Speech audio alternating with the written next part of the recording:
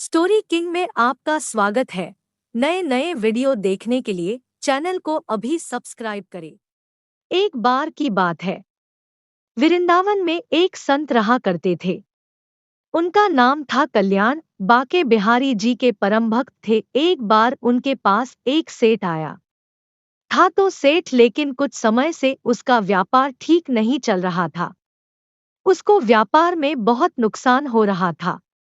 अब वो सेठ उन संत के पास गया और उनको अपनी सारी व्यथा बताई और कहा, महाराज आप कोई उपाय करिए। उन संत ने कहा, देखो अगर मैं कोई उपाय जानता तो तुम्हें अवश्य बता देता। मैं तो ऐसी कोई विद्या जानता नहीं जिससे मैं तेरे व्यापार को ठीक कर सकूं। ये मेरे बस में नहीं है। हमारे तो एक ही आश्रय है, बिहारी जी। इतनी बात हो ही पाई थी कि बिहारी जी के मंदिर खुलने का समय हो गया।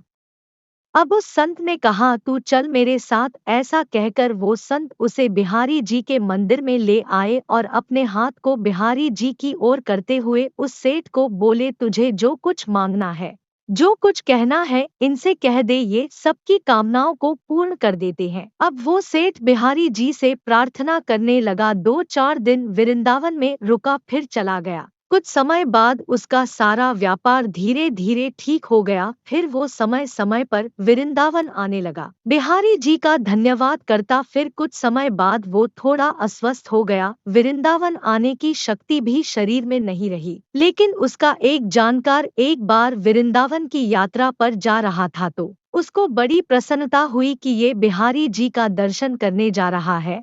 तो उसने उसे कुछ पैसे दिए, 750 रुपए, और कहा कि ये धन तू बिहारी जी की सेवा में लगा देना और उनको पोशाक धारण करवा देना। बात तो बहुत पुरानी है। अब वो भक्त जब वृंदावन आया तो उसने बिहारी जी के लिए पोशाक बनवाई और उनको भोग भी लगवाया। लेकिन इन सब व्यवस्था में धन थोड़ा ज्यादा खर्च हो गया। लेकिन उस भक्त ने सोचा कि चलो कोई बात नहीं, थोड़ी सेवा बिहारी जी की हमसे बन गई, कोई बात नहीं। लेकिन हमारे बिहारी जी तो बड़े नटखट है कि अब इधर मंदिर बंद हुआ तो हमारे बिहारी जी रात को उस सेठ के स्वप्न में पहुंच गए। अब सेठ स्वप्न में बिहारी जी की उस त्रिभुवन मोहिनी मुस्कान का दर्शन कर रहा है। उस सेठ को स्वप्न में ही बिहारी जी ने कहा, तुमने जो मेरे लिए सेवा भेजी थी वो मैंने स्वीकार की, लेकिन उस सेवा में 249 रुपए ज्यादा लगे हैं।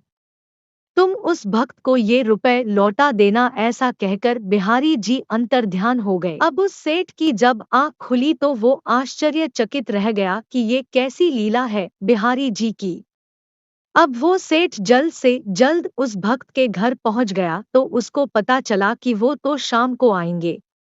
जब शाम को वो भक्त घर आया तो सेठ ने उसको सारी बात बताई तो वो भक्त आश्चर्यचकित रह गया कि ये बात तो मैं ही जानता था और तो मैंने किसी को बताई भी नहीं। सेठ ने उनको वो 249 रुपए दिए और कहा, मेरे सपने में श्री बिहारी जी आए थे, वो ही मुझे ये सब बात बता कर गए हैं। ये लीला देखकर वो भक्त खुशी से मुस्कुराने लगा और बोला, जय हो बिहारी जी की, इस कलयुग में भी बिहारी जी की ऐसी लीला। तो भक्तों ऐसे हैं हमारे बिहारी जी, ये किसी का कर्ज किसी के ऊपर नहीं रहने देते। जो एक बार इनकी शरण ले लेता है फिर उसे किसी से कुछ मांगना नहीं पड़ता, उसको सब कुछ मिलता चला जाता है। जय जय श्री राधे।